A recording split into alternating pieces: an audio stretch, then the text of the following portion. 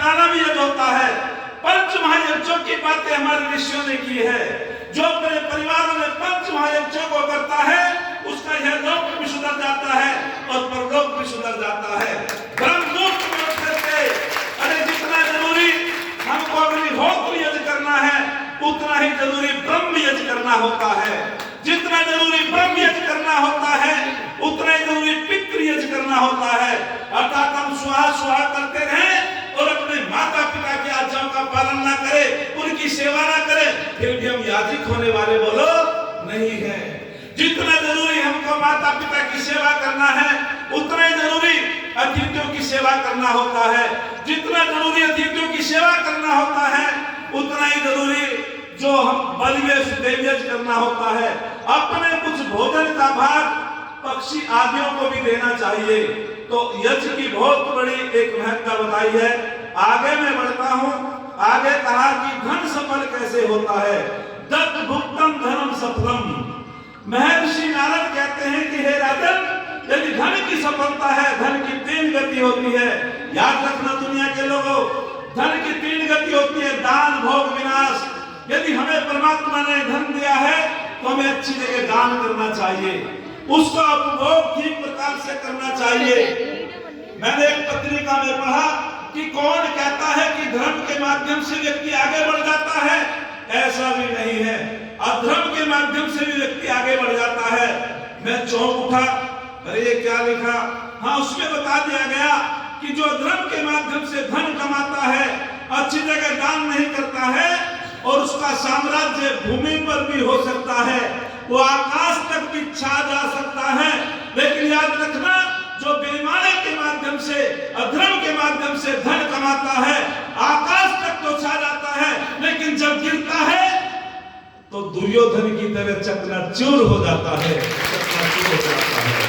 उसे तो उठाने वाला नहीं मिलता है। जैसे बहुत जल्दी कोई विकास तो करता है धर्म के माध्यम से, लेकिन जहां सिद्धांत और ईमानदारी नहीं होती, पतन भी बहुत जल्दी हो जाता है। तो धन की 3 गति है, हमें दान करना चाहिए और अपने धन का ठीक प्रकार से उपभोग करना चाहिए। और तीसरी गति बड़ी भयंकर होती है, यदि हम अच्छी जगह दान नहीं करेंगे, उसका उपभोग भी ठीक नहीं करेंगे, तो तीसरी गति होती है भयंकर विनाश। वो विनाश की तरफ चले जाते हैं। हमें विनाश से बचना है तो हमें तो यज्ञ करना चाहिए, हमको जो है संस्थाओं में दान देना चाहिए। सबसे बड़ा जो दान होता है वो विद्या का दान होता है। आज मैं विद्या मंदिर में बैठा हूँ, भारतीय किसान इंटर कॉलेज, वास्तविक ये बड़ा उपकार का कार्य है। बहुत सुंदर बात कहते हैं कि सर्वेशामेव दानानाम ब्रह्म दानम विशिष्यते। महर्षि मनु कहते हैं दुनिया के लोगों, सबसे बड़ा जो दान है, अन्न जल स्वर्ण गो पृथ्वी आदि आदि, इनसे बढ़कर के जो दान होता है वो विद्या का दान होता है। जो अपने जीवन में विद्या का दान कर लेता है उसका यह लोक भी सुधर जाता है, परलोक भी सुधर जाता है।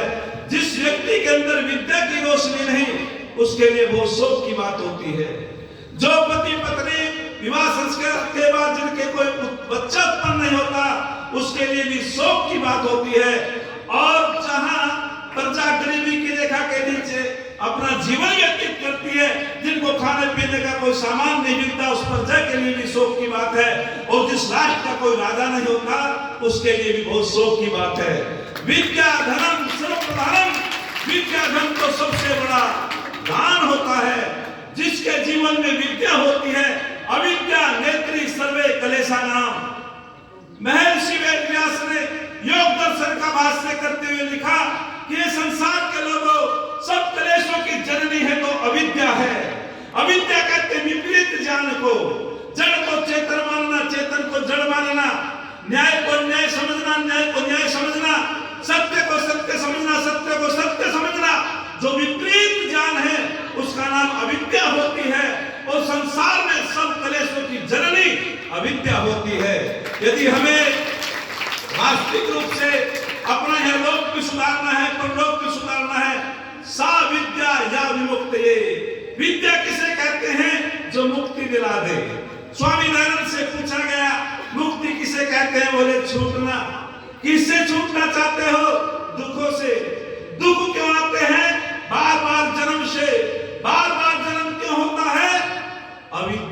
कारण। पुनरपि जननम पुनरपि मरणम पुनरपि जननी जठरे शयनम। जब अविद्या में पड़ जाता है व्यक्ति, बार बार उसका जन्म होता है, बार बार उसका मरण होता है, बार बार उसका माता के गर्भ में शयन होता है, और जो विद्या को प्राप्त कर लेता है वो जन्म मरण के चक्र से छूट करके मोक्ष का अधिकारी हो जाता है। धर्म अर्थ काम मोक्ष।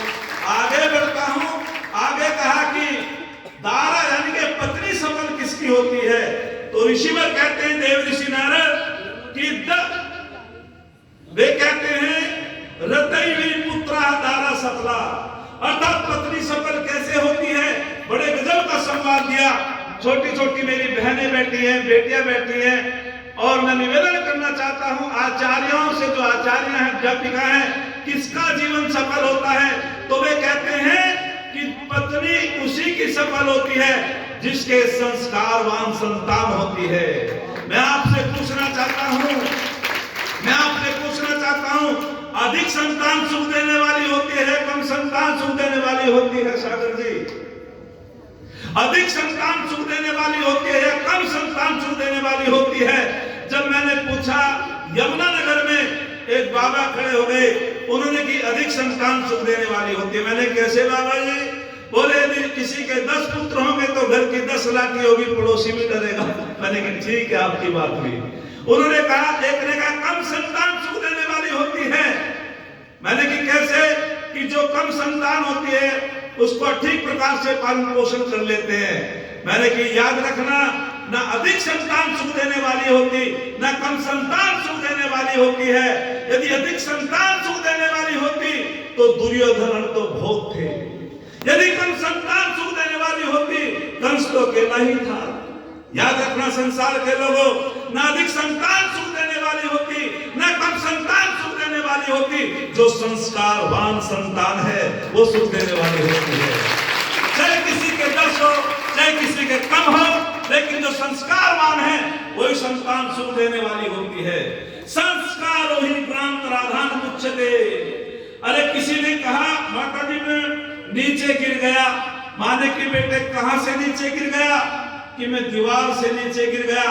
तो माने की बेटा दीवार से नीचे गिरा हुआ तो दोबारा भी उठ सकता है। मैंने सोचा कभी संस्कारों से गिर गया, और जो संस्कारों से गिर जाता है उसे कोई उठाने वाला नहीं मिलता। यदि सूर्य के अंदर प्रकाश न हो, सूर्य का कोई महत्व नहीं। यदि सूर्य के अंदर प्रकाश न हो, सूर्य का कोई महत्व नहीं। चंद्रमा के अंदर प्रकाश न हो, चंद्रमा का कोई महत्व नहीं। दीपक के अंदर तेल न हो, दीपक का कोई महत्व नहीं। फूलों के अंदर सुगंधी न हो, फूलों का कोई महत्व नहीं। यदि मनुष्य के अंदर संस्कार न हो तो मनुष्य का कोई महत्व नहीं, मनुष्य का कोई महत्व नहीं। मनुष्य तो संस्कारों से ही है। और ये संस्कार की दात्री कौन है?